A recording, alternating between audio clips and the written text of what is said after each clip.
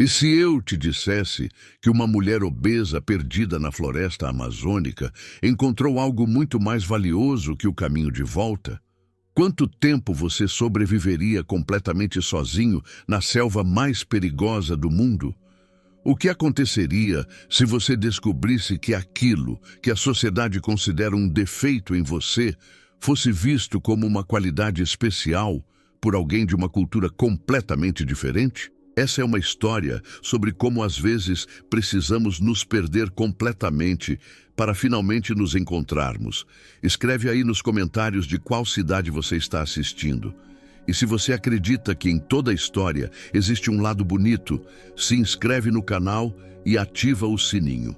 Porque o que você vai ver agora vai te emocionar de um jeito que você não imagina. O céu estava carregado de nuvens cinzentas quando Carla embarcou naquele pequeno barco a motor. Aos 38 anos, ela finalmente havia criado coragem para fazer sua primeira viagem sozinha. Não era fácil para uma mulher de 112 quilos enfrentar os olhares curiosos e às vezes maldosos dos outros turistas mais em forma. Mas ela estava determinada a conhecer a Amazônia, um sonho antigo que nunca teve coragem de realizar. Cuidado com o degrau, senhora, disse o guia, estendendo a mão para ajudá-la a subir. Carla notou o leve suspiro do homem quando ela segurou sua mão para equilibrar-se. Estava acostumada com isso. Pessoas avaliando sua capacidade baseadas apenas em sua aparência. A pequena embarcação estava lotada. 12 turistas se apertavam nos bancos de madeira, enquanto o guia explicava o roteiro daquele passeio pelo Rio Negro. 3 horas navegando, com parada para observação de aves e uma curta trilha em terra firme. Nada que ela não pudesse aguentar, pensou Carla. O motor roncou e o barco começou a deslizar pelas águas escuras. Carla respirou fundo, sentindo o ar úmido encher seus pulmões. O cheiro da floresta era inebriante, uma mistura de terra molhada, plantas em decomposição e uma frescura que não existia na cidade grande, onde trabalhava como contadora há 15 anos. A gente vai entrar por esse igarapé, explicou o guia, apontando para uma abertura estreita entre as árvores. É um braço pequeno do rio, onde costumamos ver muitas espécies de pássaros e, com sorte, até macacos. Carla pegou sua câmera. Tinha economizado 3 anos para comprar aquele equipamento profissional. A fotografia era seu hobby secreto, sua válvula de escape nos fins de semana solitários. Nunca mostrava as fotos para ninguém. Tinha medo que rissem dela, uma mulher gorda que sonhava em ser fotógrafa de natureza. O barco deslizava silenciosamente agora, com o motor em baixa rotação. O guia pedia silêncio para não espantar os animais. Foi quando Carla viu um magnífico tucano de bico laranja pousado num galho baixo, próximo à margem. Era sua chance. Levantou-se devagar, ignorando o olhar reprovador do guia. Precisava de um ângulo melhor. Deu um passo para o lado e então sentiu o barco inclinar perigosamente. Ouviu gritos, sentiu mãos tentando segurá-la, mas era tarde demais. O mundo girou em câmera lenta enquanto ela caía na água escura. O choque térmico foi o primeiro susto. Depois, o desespero ao sentir que não tocava o fundo. Carla nunca tinha sido boa nadadora e o peso de seu corpo a puxava para baixo. Bateu os braços freneticamente, conseguindo manter a cabeça fora d'água. Viu o barco já distante, ouviu gritos confusos. A correnteza era mais forte do que parecia da superfície. Em segundos, Carla foi arrastada para longe do igarapé principal, entrando em um canal estreito entre a vegetação densa. Galhos baixos arranhavam seu rosto. Suas roupas encharcadas pesavam como chumbo. "Socorro!" gritou, mas sua voz parecia minúscula diante da imensidão verde. O pânico crescia em seu peito.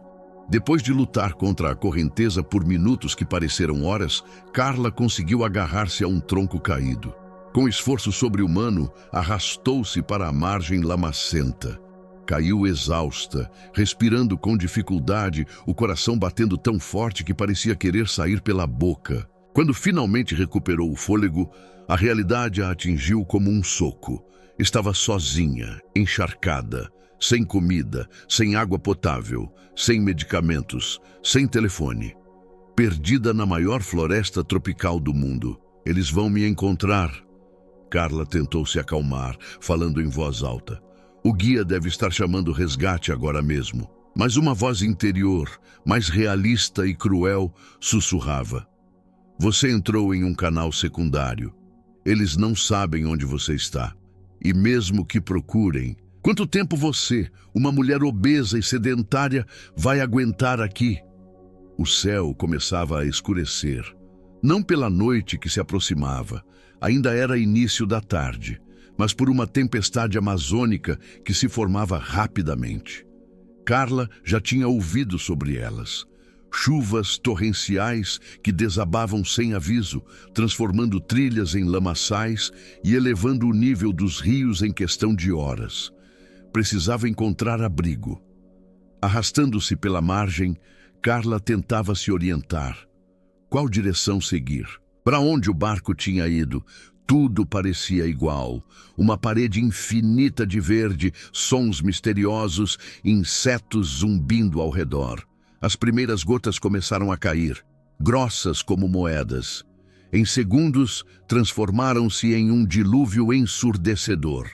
Carla correu como pôde para baixo de uma árvore de copa densa, mas a proteção era mínima.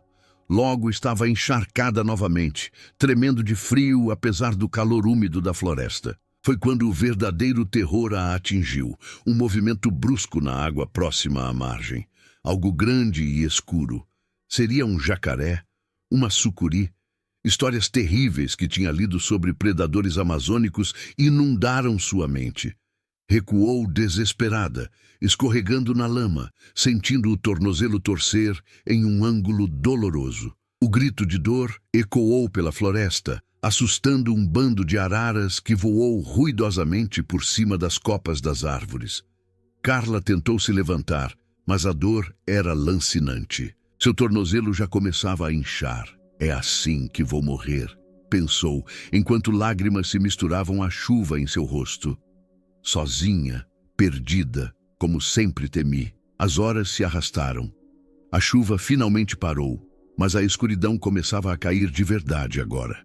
Os sons da floresta mudavam, novos insetos, pássaros noturnos, o ocasional barulho de algo pesado se movendo na vegetação densa. Carla tinha conseguido se arrastar para uma pequena elevação, afastando-se da margem do rio. Improvisou uma tala para o tornozelo usando galhos e tiras rasgadas de sua blusa. O inchaço havia piorado e a dor pulsava em ondas nauseantes. Foi nesse momento de completo desespero que ela ouviu. Passos. Humanos. Alguém se aproximava. "Aqui! Estou aqui!" gritou a voz rouca de tanto chorar. Os arbustos se moveram e uma figura emergiu da escuridão. Não era o guia, nem nenhum membro de equipe de resgate. Era um homem jovem, de pele bronzeada e cabelos negros e lisos que caíam até os ombros. Vestia apenas uma bermuda simples e carregava uma lança artesanal. Os olhos dele, profundos e escuros, examinaram Carla com curiosidade, sem qualquer traço do julgamento que ela estava acostumada a receber. Por um instante, ela sentiu medo. Estava completamente vulnerável diante de um estranho no meio da selva. Mas havia algo no olhar dele, uma gentileza silenciosa, que a acalmou instantaneamente. "Você está machucada", disse ele em um português simples, mas claro. "Não pode andar assim." Antes que Carla pudesse responder, ele se agachou ao lado dela, examinando o tornozelo inchado com mãos surpreendentemente delicadas. "Meu nome é Aru", disse ele, enquanto desfazia a tala improvisada de Carla. "Da tribo Tuyuca. Minha aldeia fica a 2 horas de caminhada. Eu sou Carla. Caí do barco de turismo. Você pode chamar ajuda?" Rádio, telefone. Aru balançou a cabeça negativamente. "Não temos isso na aldeia, mas temos curandeiro. Pode ajudar com seu pé." Sem aviso, ele começou a passar uma pasta esverdeada e de cheiro forte no tornozelo de Carla. A sensação era de frescor imediato, amortecendo um pouco da dor.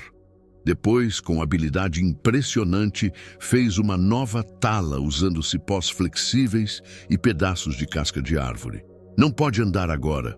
Vou construir abrigo aqui. Amanhã, quando tiver luz, eu levo você para a aldeia. Carla queria protestar, dizer que precisavam chamar resgate imediatamente, que tinha remédios para tomar, que não poderia dormir na floresta, mas a realidade era implacável. Estava escuro, machucada, e aquele homem era a sua única chance de sobrevivência. Com uma eficiência silenciosa que a impressionou, Aru começou a construir um abrigo simples. Usou galhos caídos, folhas enormes de palmeiras, cipós para amarrar a estrutura. Em menos de 1 hora, havia um pequeno refúgio que os protegeria caso chovesse novamente. Depois, desapareceu na escuridão por alguns minutos, retornando com frutas e algo embrulhado em folhas, um peixe pequeno que havia pescado mais cedo. Acendeu uma pequena fogueira usando técnicas que Carla só tinha visto em programas de sobrevivência e assou o peixe em espetos improvisados. "Come", disse ele, oferecendo o peixe assado. "Precisa de força." O sabor era surpreendentemente bom, limpo, suave, sem o tempero artificial ao qual estava acostumada. Carla percebeu o quanto estava faminta apenas quando terminou de comer e aceitou as frutas que ele oferecia como sobremesa. "Obrigada", disse ela, sentindo-se estranhamente tímida. Você salvou minha vida." Aru sorriu pela primeira vez. Um sorriso aberto, de dentes perfeitamente brancos, que contrastavam com sua pele bronzeada. "Floresta ensina. Todos precisamos uns dos outros para sobreviver." Aquela primeira noite foi assustadora. Apesar do abrigo, Carla não conseguia relaxar. Cada ruído a sobressaltava. O coachar de sapos desconhecidos, o farfalhar de asas, os ocasionais estalos da vegetação. Aru, por outro lado, dormia tranquilamente do lado de fora, próximo à fogueira que mantinha afastados os predadores. Horas depois, quando o céu começou a clarear e os primeiros raios de sol filtravam através da densa folhagem, Carla percebeu algo extraordinário. Tinha sobrevivido à sua primeira noite na selva amazônica. Aru já estava acordado, colhendo frutas e checando armadilhas que havia montado antes do amanhecer. Trouxe água fresca de um riacho próximo, usando uma espécie de cabaça como recipiente. "Como está seu pé?" perguntou, agachando-se para examinar o tornozelo de Carla. Surpreendentemente, o inchaço havia diminuído e a dor, embora ainda presente, estava mais controlada. Qualquer que fosse aquela pasta verde que ele havia aplicado, funcionara melhor que muitos anti-inflamatórios que Carla conhecia. "Melhor", respondeu ela, "mas acho que não consigo andar muito." Aru ficou em silêncio por um momento, pensativo. Depois disse algo que Carla não esperava. "Vou carregar você." Antes que ela pudesse protestar, ele continuou. "Sou mais forte do que pareço. E você precisa de cuidados melhores. Na aldeia, minha avó sabe como curar ferimentos." Carla sentiu o rosto queimar de vergonha. Sempre teve complexo com seu peso. A ideia de um homem relativamente magro como Aru tentar carregá-la parecia absurda. "Não, eu sou muito pesada. Posso tentar andar devagar." Apoiada em um galho, Aru a encarou, seu olhar direto e sem julgamento. "Não tenha vergonha. Onde venho, corpo como o seu, é sinal de saúde e força. Nas cidades, pessoas ficam doentes por serem magras demais." Aquelas palavras atingiram Carla como um raio. Em toda a sua vida adulta tinha ouvido exatamente o oposto. Médicos, familiares, colegas de trabalho, todos sempre insinuando que seu corpo era um problema a ser corrigido. E ali estava aquele homem, dizendo que na cultura dele, ela seria considerada saudável e forte. Antes que pudesse processar completamente aquela informação, Aru já tinha se agachado e, com um movimento fluido, a levantou em seus braços. Carla ficou rígida, esperando que ele cambaleasse ou desistisse. Mas, para sua surpresa, Aru começou a caminhar com passos firmes, como se carregasse pouco mais que uma criança. "Você é forte", ela murmurou impressionada. "Na floresta, força não é só músculos", respondeu ele. "É conhecer caminhos, entender plantas, respeitar animais. Você também pode ser forte aqui, de maneiras que nunca imaginou." A jornada através da floresta foi uma revelação para Carla. Enquanto Aru a carregava, ele ia explicando as plantas que encontravam, quais curavam feridas, quais aliviavam dores, quais eram venenosas. Mostrava sinais quase invisíveis de animais que haviam passado por ali, ensinava a identificar sons de perigo e sons de segurança. A cada hora, ele parava para descansar, mas nunca demonstrava cansaço ou incômodo com o peso de Carla. Em um desses momentos de descanso, ele preparou um chá de ervas que, segundo ele, daria energia e diminuiria ainda mais a dor do tornozelo. "Por que está me ajudando tanto?", perguntou Carla finalmente, enquanto bebia o chá amargo, mas revigorante. Aru olhou para o céu, visível em pequenos recortes entre as copas das árvores. "Há muitos anos, quando eu era criança, me perdi na floresta. Um homem branco, pesquisador de plantas, me encontrou e me levou de volta para minha aldeia. Ele poderia ter me ignorado ou me levado embora, mas escolheu me ajudar." Aru voltou o olhar para Carla. "Meu povo acredita que quando recebemos bondade, devemos passá-la adiante, como sementes que plantamos." Aquela simplicidade filosófica tocou Carla profundamente. Em sua vida na cidade, estava acostumada com pessoas calculando constantemente o que ganhariam em troca de qualquer gentileza. Depois de quase 3 horas de caminhada com paradas frequentes, começaram a surgir os primeiros sinais da aldeia Tuyuca. Pequenas trilhas mais marcadas, árvores com sinais entalhados, o ocasional som de vozes humanas ao longe. "Estamos chegando", disse Aru.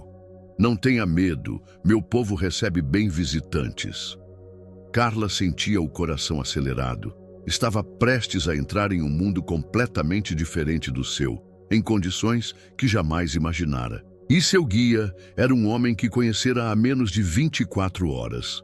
Mas em quem já confiava mais do que em muitas pessoas com quem convivera por anos. A aldeia surgiu como uma pequena clareira na floresta densa. Havia cerca de 20 construções. Algumas maiores, outras menores, todas feitas de madeira e palha em perfeita harmonia com a natureza ao redor.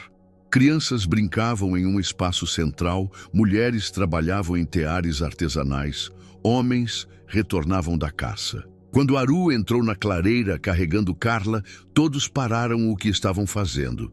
Um silêncio momentâneo foi seguido por um burburinho de vozes curiosas. Uma mulher idosa, de cabelos grisalhos e rosto marcado por linhas de expressão profundas, aproximou-se primeiro. "Minha avó", explicou Aru, "a curandeira da aldeia." A mulher examinou Carla com olhos perspicazes, mas gentis. Falou rapidamente com Aru em sua língua nativa, fazendo gestos em direção ao tornozelo machucado. Depois, com um aceno, indicou que a seguissem. Foram levados para uma das maiores construções da aldeia, uma maloca comunal, como Aru explicou. Lá dentro, a temperatura era agradavelmente mais fresca. Várias redes estavam penduradas e a avó de Aru indicou uma delas para Carla. Com cuidado, Aru a colocou na rede. A sensação era surpreendentemente confortável. O tecido se ajustava perfeitamente ao seu corpo, sem os pontos de pressão que colchões normais costumavam causar. A anciã começou a trabalhar imediatamente, removendo a tala que Aru havia feito e examinando o tornozelo com dedos ágeis apesar da idade. Falava em sua língua nativa, com Aru traduzindo ocasionalmente. "Ela diz que você teve sorte. Não quebrou o osso, apenas torceu. Mas precisa de tratamento para a inflamação e para a dor." Enquanto a velha curandeira preparava uma pasta diferente da que Aru havia aplicado, esta com um cheiro ainda mais forte e uma coloração avermelhada, Carla observava fascinada o interior da maloca. Não era nada como imaginava uma habitação indígena. O espaço era organizado, limpo, com áreas claramente definidas para diferentes atividades. Utensílios habilmente trabalhados pendiam das paredes, e desenhos geométricos complexos decoravam algumas seções. A avó de Aru aplicou a pasta no tornozelo de Carla, cantarolando baixinho enquanto trabalhava. O efeito foi quase imediato.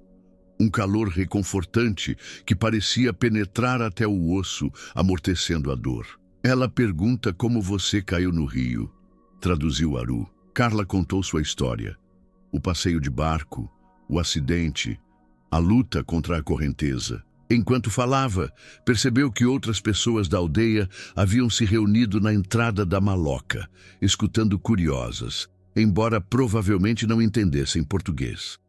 Quando terminou, a avó de Aru falou longamente, gesticulando ocasionalmente em direção à floresta. Ela diz que o rio escolheu você, traduziu Aru com uma expressão séria, que você não caiu por acidente. Na nossa cultura, quando o rio leva alguém para a floresta, é porque essa pessoa precisa aprender algo importante que só a floresta pode ensinar. Carla não sabia como responder àquilo. Não acreditava em destino ou em mensagens místicas da natureza. Mas algo naquela explicação ressoava dentro dela. Talvez não literalmente, mas como uma metáfora para sua vida. O que eu precisaria aprender? Perguntou, mais para si mesma que para os outros. Aru traduziu a pergunta para sua avó, que sorriu mostrando alguns dentes faltando. Ela diz que isso só você pode descobrir, mas que começará a entender quando parar de olhar para a floresta como inimiga e começar a vê-la como professora. As horas seguintes foram surreais para Carla. A notícia da mulher grande que o rio trouxe espalhou-se rapidamente, e vários habitantes da aldeia vieram visitá-la, trazendo pequenos presentes, frutas exóticas, colares de sementes, até um pente artesanal feito de madeira. Crianças espiavam timidamente pela entrada da maloca, rindo e correndo quando Carla acenava para elas. Uma menina de aproximadamente 8 anos, mais corajosa que as outras, aproximou-se o suficiente para tocar o cabelo loiro de Carla, maravilhada com a textura diferente. É Naira, minha prima, explicou Aru, que permanecera ao lado de Carla todo o tempo. Ela nunca tinha visto cabelo dessa cor antes. A menina disse algo em sua língua, fazendo gestos animados. Ela quer saber se todas as mulheres da sua cidade são tão bonitas quanto você, traduziu Aru com um sorriso discreto. Carla ficou sem palavras. Bonita? Há quanto tempo ninguém a descrevia assim? Na verdade, não conseguia se lembrar da última vez que alguém, além de sua mãe, havia usado essa palavra para se referir a ela. Diga a ela que não, que muitas são muito mais bonitas, respondeu finalmente, sentindo o rosto queimar de embaraço. Aru transmitiu a resposta, mas acrescentou algo por conta própria, pois a menina arregalou os olhos e depois riu, correndo para fora. O que você disse a ela? Perguntou Carla, curiosa. Que você não consegue ver sua própria beleza porque os espíritos da cidade enfeitiçaram seus olhos, respondeu ele com naturalidade. Aquela noite, Carla foi convidada a participar da refeição comunal da aldeia. Com a ajuda de Aru, conseguiu mancar até o centro da clareira, onde um grande fogo ardia e várias esteiras estavam dispostas em círculo. A comida era simples, mas deliciosa. Peixe grelhado, mandioca cozida, frutas frescas e uma bebida fermentada levemente alcoólica, feita de algum tipo de raiz. Sentada entre Aru e sua avó, Carla observava fascinada as interações da comunidade. Não entendia as palavras, mas podia sentir o clima de respeito e alegria que permeava o grupo. Não havia celulares, televisões ou qualquer outra distração moderna. As pessoas realmente conversavam, olhando-se nos olhos, rindo juntas, compartilhando histórias que Aru ocasionalmente traduzia para ela. Aquele homem está contando sobre a onça que viu perto do rio ontem, explicou em determinado momento. Ele diz que era um animal velho que não representa perigo para a aldeia. Em outro momento, agora meu tio está relembrando a história de como nosso povo chegou a este lugar há 3 gerações. É uma história que contamos frequentemente para que os jovens não esqueçam. Carla percebeu que estava testemunhando algo raro e precioso.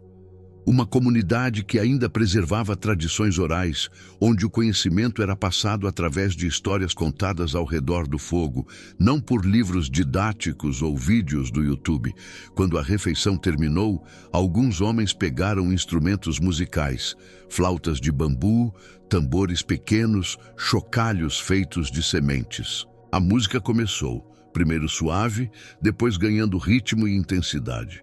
Algumas pessoas começaram a dançar, movimentos fluidos que imitavam animais da floresta, como Aru explicou. É uma dança de agradecimento, disse ele. Pela comida, pela saúde, pela sua chegada. Minha chegada? Perguntou Carla, surpresa. Sim, para meu povo, visitantes trazem novas energias, novas histórias. São um presente da floresta. A música continuou por horas. Mesmo com o tornozelo machucado, Carla sentiu-se tentada a se juntar à dança em determinado momento. Aru percebeu seu interesse. Quer tentar? Posso ajudar você. Antes que o medo familiar pudesse dominá-la, medo de parecer ridícula, de seu corpo grande demais ocupando espaço, Carla se viu aceitando. Com o apoio de Aru, levantou-se e começou a imitar os movimentos simples que ele demonstrava. Logo outras mulheres se juntaram a eles, mostrando a Carla como mover os braços como asas de pássaros, como dar pequenos passos que imitavam o caminhar de um jabuti. Pela primeira vez em anos, talvez décadas, Carla não pensava em como seu corpo parecia para os outros. Estava simplesmente presente no momento, sentindo a música, conectando-se com as pessoas ao seu redor através do movimento compartilhado. Quando finalmente se recolheram para dormir, Carla foi levada de volta à maloca comunal, onde sua rede a aguardava. Aru a ajudou a se acomodar e depois se dirigiu para sua própria rede, do outro lado do amplo espaço. Aru, chamou Carla baixinho. Obrigada por tudo. No escuro, ela não podia ver o rosto dele, mas sentiu o sorriso em sua voz quando respondeu. Durma bem, Carla. Amanhã, a floresta tem mais a ensinar. Os dias seguintes passaram em um ritmo completamente diferente de tudo que Carla conhecia. Sem relógios, sem compromissos, sem pressões. O tempo era marcado pelo movimento do sol, pelas refeições comunais, pelos rituais diários da aldeia. Seu tornozelo melhorava rapidamente sob os cuidados da avó de Aru. No terceiro dia, já conseguia caminhar com pouca dor, apoiada em uma bengala improvisada que um dos homens da aldeia havia entalhado especialmente para ela.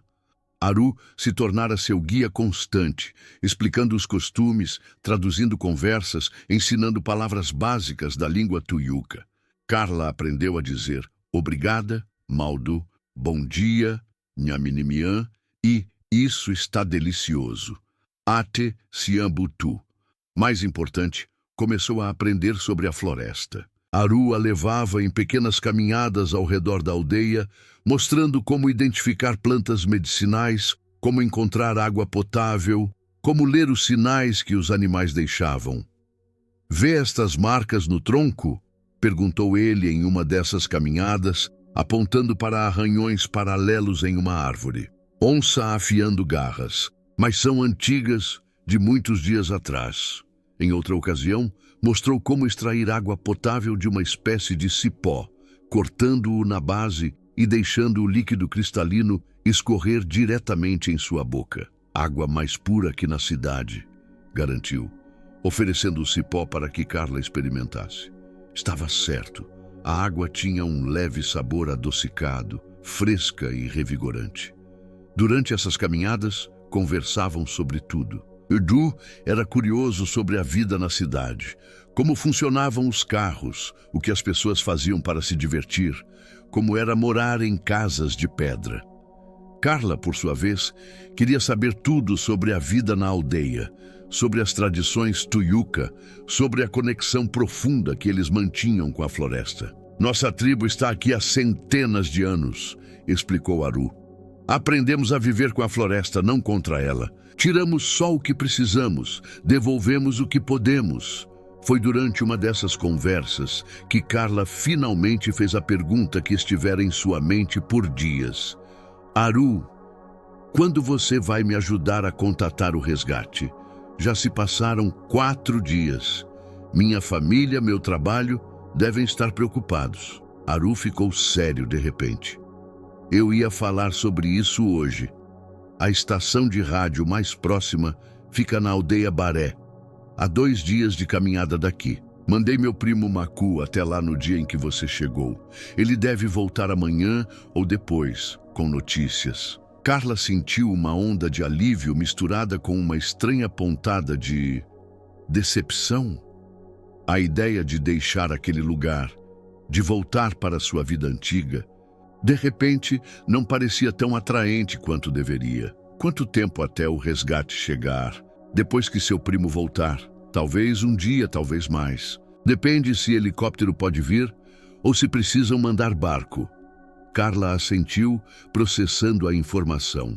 No máximo 1 semana, e estaria de volta à civilização, de volta aos olhares de julgamento, às dietas fracassadas, às noites solitárias em seu apartamento. Você parece triste, observou Aru, interrompendo seus pensamentos. Não quer voltar? A pergunta era simples, direta, mas atingiu Carla como uma revelação. Realmente não tinha certeza se queria voltar. É complicado, respondeu finalmente. Minha vida lá não é como aqui. Como é, então? Perguntou ele, sentando-se em um tronco caído e indicando o lugar ao seu lado para que Carla se juntasse a ele. Sentada ali, com a floresta viva ao redor, Carla se viu contando coisas que nunca tinha dito em voz alta, sobre como cresceu sendo a menina gordinha da escola, sobre os namorados que a tratavam como um segredo vergonhoso, sobre as promoções no trabalho que nunca vieram, apesar de seu desempenho excepcional, sobre as consultas médicas, onde seu peso era sempre o foco, independente do problema que a levara ali. Aqui, pela primeira vez, sinto que sou vista como pessoa, não como um corpo problemático, concluiu, surpresa com suas próprias lágrimas. Aru ficou em silêncio por um longo momento. Depois, com uma gentileza surpreendente, secou uma lágrima do rosto de Carla com o polegar. Na cidade, pessoas olham, mas não veem, disse ele finalmente. Aqui vemos além da pele, vemos espírito, vemos coração. Aquelas palavras simples tocaram Carla profundamente. Talvez fosse isso que a floresta queria lhe ensinar, como a avó de Aru havia sugerido, que seu valor não estava em seu tamanho, em sua aparência, mas em algo muito mais fundamental e verdadeiro. No 5º dia, algo inesperado aconteceu. A avó de Aru pediu para falar com Carla em particular. Com Aru traduzindo, a anciã explicou que queria realizar um ritual de cura, não para o tornozelo, que já estava quase recuperado, mas para feridas mais antigas. Que feridas? Perguntou Carla confusa. Feridas da alma, traduziu Aru com expressão séria. Minha avó diz que pode ver a dor em seus olhos, uma dor que vem de muito antes de você cair no rio. Carla sentiu um calafrio. Como aquela senhora poderia saber? Era tão óbvio assim, o quanto estava quebrada por dentro. O ritual aconteceu ao pôr do sol. Em uma pequena cabana separada da aldeia, a avó de Aru preparou uma infusão de ervas em uma tigela de cerâmica, enquanto cantava em voz baixa. O aroma era intenso, uma mistura de terra, flores e algo indefinível que fazia o ar parecer mais denso. Ela pede que você beba, disse Aru, que permanecia próximo à entrada da cabana. O que é isso? Perguntou Carla cautelosa. Medicina da floresta. Não é alucinógeno forte como a ayahuasca. É mais suave, ajuda a ver com clareza. Hesitante, Carla aceitou a tigela. O líquido era amargo, mas não desagradável. Enquanto bebia, a anciã continuava seu canto, agora passando um pequeno feixe de ervas acesas ao redor da cabeça de Carla, criando uma fumaça aromática. Os efeitos começaram gradualmente. Não era nada parecido com estar bêbada ou sob efeito de qualquer droga que conhecesse. Era mais como se seus sentidos estivessem ficando mais aguçados. As cores pareciam mais vívidas, os sons da floresta ao redor mais distintos. E então vieram as imagens. Não alucinações, mas memórias. Tão vívidas que parecia estar revivendo-as. Viu-se criança, ouvindo pela primeira vez um colega de classe chamá-la de baleia. Viu-se adolescente, chorando no banheiro depois de não ser convidada para uma festa. Viu-se adulta, sorrindo falsamente, enquanto colegas de trabalho comentavam sobre sua última dieta fracassada. Mas então, as imagens mudaram. Viu-se através dos olhos de sua mãe, uma menina brilhante com sorriso contagiante. Viu-se através dos olhos de uma antiga professora, uma aluna dedicada com mente afiada. E, surpreendentemente, viu-se através dos olhos de Aru, uma mulher forte, corajosa, capaz de sobreviver na floresta, apesar de todas as adversidades. Quando o efeito da bebida finalmente diminuiu, Carla estava chorando silenciosamente. Não eram lágrimas de tristeza, mas de alívio, como se um peso que carregara por décadas estivesse finalmente sendo aliviado. A avó de Aru falou, sua voz gentil no silêncio da cabana. Ela diz que agora você começou a ver a verdade, traduziu Aru. Que o veneno que outros colocaram em seus pensamentos está sendo limpo. Naquela noite, Carla dormiu um sono profundo e reparador, sem sonhos. Apenas um descanso completo que não experimentava há anos. Na manhã seguinte, foi acordada por uma comoção na aldeia. Macu, o primo de Aru, havia retornado da aldeia Baré trazendo notícias. Aru veio encontrá-la enquanto ela saía da maloca. O rádio funcionou, disse ele com uma expressão difícil de ler. Conseguiram contato com a cidade. Equipe de resgate sabe que você está viva. Virão amanhã de helicóptero. Carla deveria estar exultante. Afinal, seria resgatada, voltaria à civilização, poderia contatar sua família, retomar sua vida. Em vez disso, sentiu como se algo precioso estivesse prestes a ser perdido para sempre. Tão rápido? Foi tudo que conseguiu dizer. Aru assentiu. Precisamos levar você para uma clareira maior, a 2 horas daqui. É onde helicóptero pode pousar. O resto do dia passou em um turbilhão de emoções conflitantes. A aldeia inteira parecia empenhada em preparar Carla para sua partida. Mulheres traziam pequenos presentes, como pulseiras de sementes e penas. Crianças desenhavam em pedaços de casca de árvore para que ela levasse como lembrança. A avó de Aru preparou uma pequena bolsa de ervas medicinais, explicando através de Aru como cada uma deveria ser usada. Para dor, para sono, para tristeza, traduziu ele, enquanto a anciã apontava para diferentes embrulhos dentro da bolsa. Aru permanecia por perto, mas estranhamente quieto, enquanto a aldeia celebrava a iminente partida de Carla com o que parecia ser uma pequena festa. Ele mantinha uma expressão pensativa, quase melancólica. Foi apenas no fim da tarde, quando os preparativos estavam quase concluídos, que ele a convidou para uma última caminhada. Quero mostrar um lugar especial, disse simplesmente.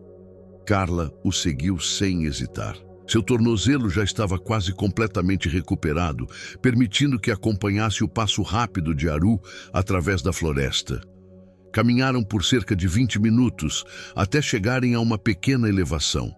Ali, entre 2 árvores enormes, havia uma abertura natural que oferecia uma vista deslumbrante do pôr do sol sobre o dossel da floresta. É lindo, sussurrou Carla, maravilhada com o espetáculo de cores no céu. Venho aqui para pensar, explicou Aru, para decidir coisas importantes. Ficaram em silêncio por alguns minutos, apenas contemplando a vastidão verde que se estendia até o horizonte, agora tingida de dourado pelo sol poente. "Vou sentir sua falta", disse Carla finalmente, surpreendendo a si mesma com a honestidade crua daquelas palavras. Aru se virou para encará-la, seus olhos escuros refletindo o último brilho do dia. "Não precisa ir", disse ele simplesmente. Carla sentiu o coração acelerar. "O que quer dizer?" "Pode ficar. Se quiser. A aldeia aceitaria você." A proposta era tão inesperada, tão impossível e ainda assim tão tentadora. "Aru, eu tenho uma vida lá. Trabalho, apartamento, contas para pagar. Essas coisas fazem você feliz?" perguntou ele com a mesma diretividade que Carla havia aprendido a apreciar. A pergunta a atingiu como um soco no estômago. Feliz? Quando foi a última vez que realmente se sentira feliz antes de chegar ali? Tinha um bom emprego, sim, mas passava os dias contando números em planilhas, sentada em uma sala sem janelas. Tinha um apartamento confortável, mas voltava para ele todas as noites para jantar sozinha em frente à televisão. Tinha alguns amigos, mas interações superficiais, nunca verdadeiras conexões. Aqui, em apenas uma semana, havia experimentado mais aceitação, mais conexão humana genuína, mais contato com a natureza do que em anos de sua vida anterior. "Não", admitiu finalmente. "Não me fazem feliz." Aru deu um passo em sua direção. Sem aviso, sem hesitação, levou uma mão ao rosto de Carla, um toque suave que enviou arrepios por todo o seu corpo. "Primeiro dia, quando te encontrei, pensei que Floresta mandou presente para mim", disse ele, sua voz pouco mais que um sussurro. Mulher forte, de espírito bonito, olhos que veem além. Carla ficou sem palavras. Ninguém, jamais, tinha falado assim com ela. "Não peço que decida agora", continuou Aru. "Pense durante a noite. Amanhã, se quiser ficar, não iremos à clareira do helicóptero. Se quiser ir, te levarei até lá." Com isso, deixou a mão cair e deu um passo para trás, como se temesse ter ultrapassado algum limite. "É hora de voltar. Escurece rápido na floresta." O caminho de volta à aldeia foi feito em silêncio, cada um perdido em seus próprios pensamentos. A noite caiu completamente e o céu amazônico revelou-se em toda sua glória. Um manto negro coberto por milhões de estrelas, mais brilhantes que Carla jamais tinha visto na cidade. Na aldeia, a pequena celebração continuava. Música, dança, comida compartilhada. Carla participou mecanicamente, seu corpo presente, enquanto sua mente fervilhava com a decisão impossível que precisava tomar. Ficar significaria abandonar tudo: sua carreira, seus poucos amigos, o conforto e a segurança da vida moderna. Significaria aprender uma nova língua, adaptar-se a uma cultura completamente diferente, abrir mão de hospitais modernos, internet, eletricidade. Mas ir embora significaria voltar para uma vida onde nunca realmente se encaixara. Significaria deixar para trás a primeira pessoa que a fizera sentir-se não apenas aceita, mas desejada, valorizada. Significaria trocar a paz que encontrara na floresta pelo ruído constante da cidade. Quando finalmente se recolheu para dormir, Carla sabia que não conseguiria fechar os olhos. Deitada em sua rede, observando o teto de palha da maloca através da penumbra, revivia cada momento dos últimos 7 dias, o acidente, o resgate, os cuidados da avó de Aru, as lições sobre a floresta, o ritual de cura e, finalmente, aquele toque gentil em seu rosto, aquelas palavras que nunca imaginou ouvir. Foi quando percebeu, estava apaixonada. Não apenas por Aru, embora certamente houvesse esse elemento, mas por tudo o que ele representava. Um modo de vida em harmonia com a natureza. Uma comunidade que valorizava pessoas por seu caráter e não por sua aparência.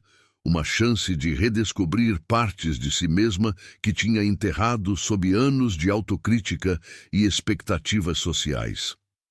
As primeiras luzes da manhã a encontraram ainda acordada, mas com uma clareza que não sentia há muito tempo. Quando Aru entrou na maloca, trazendo uma pequena tigela de frutas frescas para seu desjejum, Carla já estava sentada em sua rede, esperando.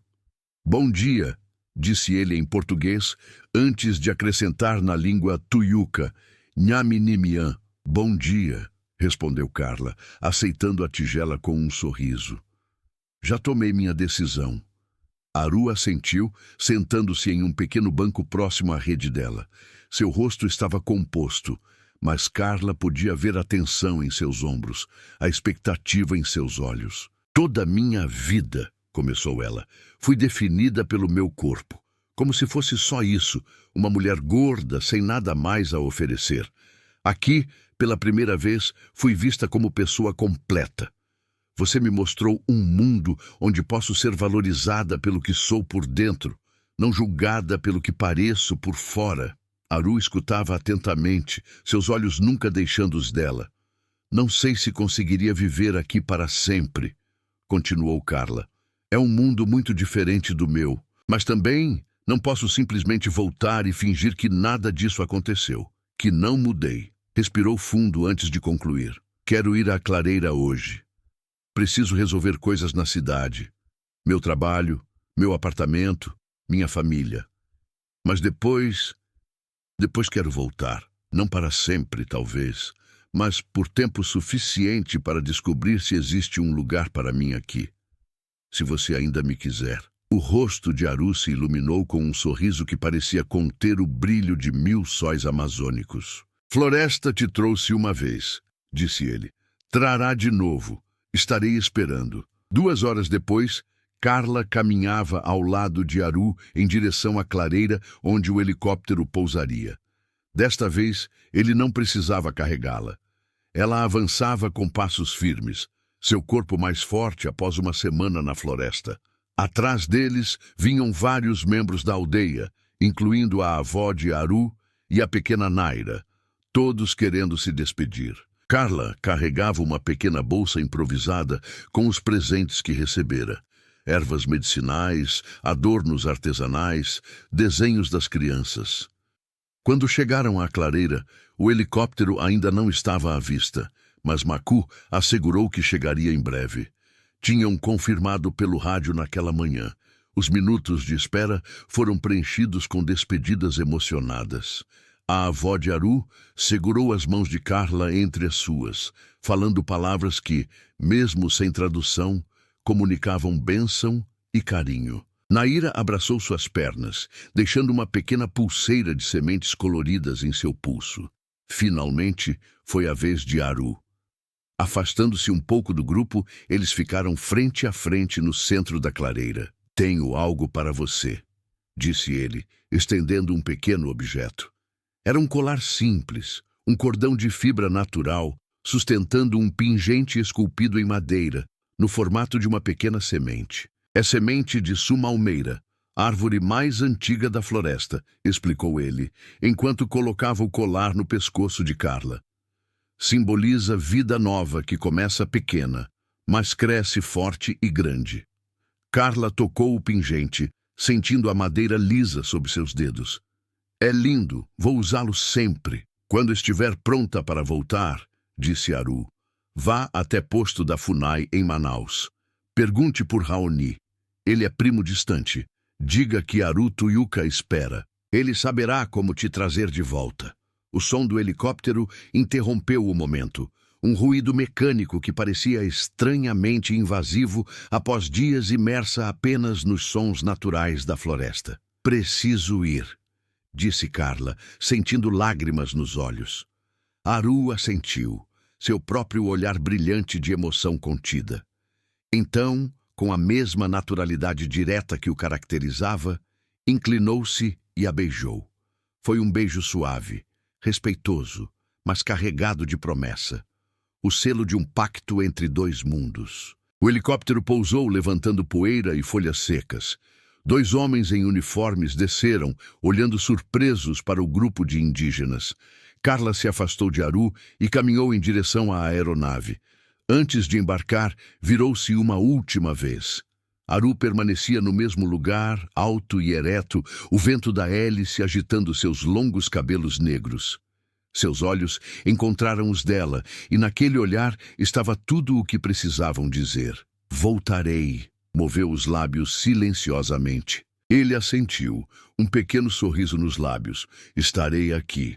Enquanto o helicóptero se elevava, Carla observava a aldeia diminuir até se tornar apenas um ponto na imensidão verde, mas sabia que não era um adeus definitivo, era apenas o início de uma jornada muito maior.